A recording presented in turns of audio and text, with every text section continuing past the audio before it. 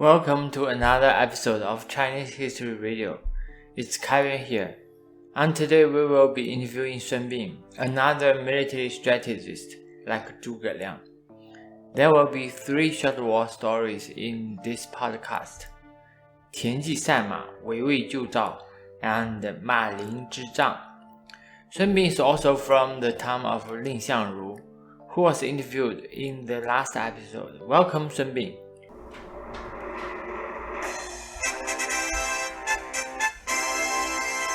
Greetings, everyone.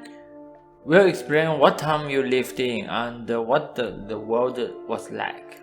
There were 6 countries: Qi, Zhao, Wei, Cu, Qin, Han, and Yan.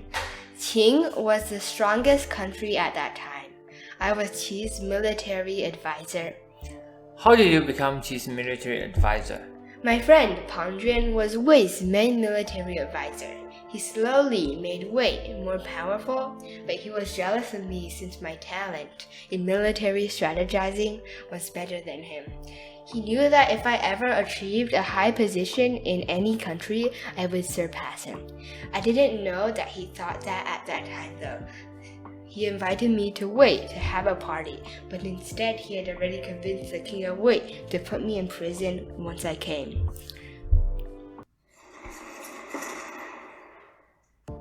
A messenger of Qi met me when I was in prison and talked with me, so he knew of my talents in military strategizing. He decided to bring me back to Qi. Someone named Tianji met me and appreciated my talent, so I lived as a doorman under Tianji's family. So, did Tianji recommend you to the king of Qi? Not exactly. Tianji told me that he had lost a lot of money in horse races against the king of Qi. I said, if you take me there, I may be able to help you. Oh, I get it now. You helped the Tianji win against the king of Qi. And once he knew what you did, he made you military advisor? Yes, correct. Well, how did you help him win? So, I watched the first horse race and learned the rules. Tianji and the king of Qi both had 3 horses of 3 different levels. The best one, the okay one, and the worst one.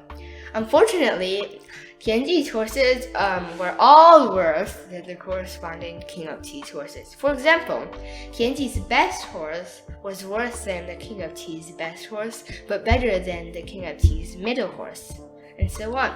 The 6 horses would race against each other in 3 matches. If you won more matches than the other person, you would win. I told Tianji to change the order up. You see, I put Tianji's worst horse against the king of Qi's best horse. I put Tianji's best horse against the king of Qi's middle horse. Lastly, I put Tianji's normal horse against the king of Qi's worst horse. Of course, Tianji will lose the first round, but he will win the other 2, which would outweigh the first round. So, Tianji asked the king of Qi for another horse race. The king of Qi had never lost a horse race, so he easily agreed. The first match, the king of Qi's horse quickly surpassed the other horse. The king smiled satisfactorily as the second round began. Slowly but surely, Tianji's horse was surpassing the king's horse. The king was quite surprised and crossed his fingers that he wouldn't lose the next round.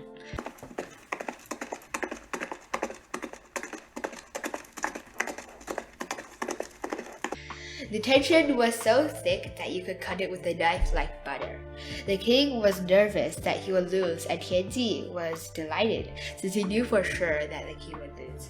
Unexpectedly, the king's horse barely lost the last match. "How did you get such good horses?" the confused king asked. Did you tell him what you did? Not exactly. Instead, Tianji replied, "Sun Bin switched up the horses so that my worst horse would be against your best horse. My best horse would be against your middle horse, and my middle horse would be against your worst horse." The king was delighted at this amazing strategy and immediately made me the military advisor.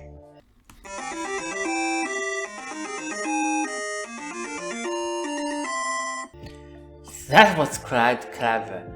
I still have a few questions to ask you though. After you became military advisor, what was you fought in? Another interesting story would be Wei Wei Zhou Zhao. Zhao was being attacked by Wei, and they had asked us, Qi, for help in defeating Wei's warriors and Pang Juan. The king of Qi sent Tian Ji and me to help them. So did you just use pure force to make them retreat? Of course not. If we use force, then we will lose a lot of troops. Just as I was pacing around thinking of how to make Wei's army retreat, I heard news that Wei was using all of their troops to attack Zhao. Its capital, Daliang, did not have a lot of soldiers guarding it, so I decided to attack that city instead. I said to Tianji, how about we do this? Let us attack the capital of Wei, Daliang. It has little to few soldiers guarding it. Pang Juan would have to return and help and stop attacking Zhao. Tianji was delighted again at this amazing strategy and immediately agreed. He called out to our troops. Did everyone hear what Sun Bing just said? We will travel to the most vulnerable Daliang to make Pang Juan and his soldiers retreat. That was quite a cunning plan. Thank you. So the main force of our army went straight to Daliang. At this critical moment of survival, although Handan, one of Zhao's cities, had already been lost, the Wei army only had a few troops left. The Wei army was already exhausted due to long-term battles outside their country against Zhao. In addition to the rapid march back to Daliang, Wei's soldiers' combat power was greatly reduced. So I assume you easily defeated them? Not quite.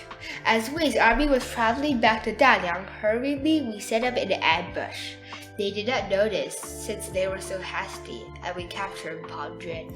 What did you do to him? Even though he tricked me into Wei's prison, I let him go.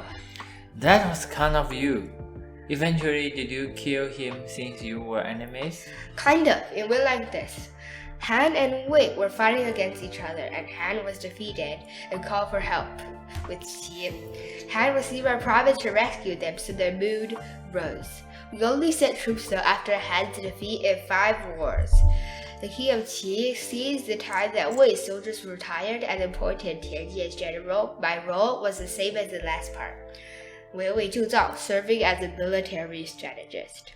Wei's victory was just in sight, but they saw that it was us, Qi, that made it impossible. So they decided to stop attacking Han and turn their troops to the Qi army. They obviously wanted to give a lesson to us, to stop us from stirring up trouble for them in the future. The king of Wei ordered Pang Juan as general. How did you fight against them? Your troops would surely be reduced in numbers.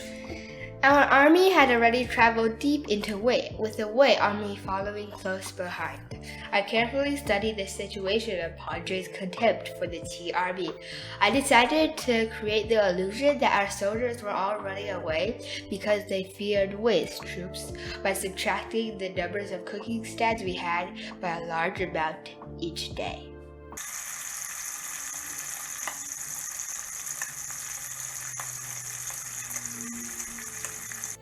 So Pang Juan was chasing you even closer? Indeed they were. I chose approximately 10,000 archers and placed them on both sides of a road in Maling to ambush them. I peeled off some bark from a tree and carved these words on it.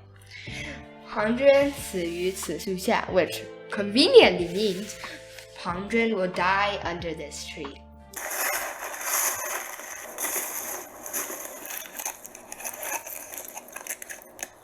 When the Wei army came, a tree peeled of bark appeared in front of Pang Juan. Because it was night, he could not see what words were carved on it, so he left his horse and inspected the tree closely. Once he saw that the words were 庞涓死于此树下, his face turned white. I commanded the archers to fire at Wei's troops relentlessly. The troops quickly diminished, and the despairing Pang Juan committed suicide. After Mali Zizan, Wei had no chance to become the strongest country and destroy all of the other 6 countries. Quite an interesting story. Using illusions to ambush Pang Juan's army was very intelligent. Thank you for sharing your remarkable story of Chinese history. Tune in next week to hear another fascinating tale of days gone by. Listeners,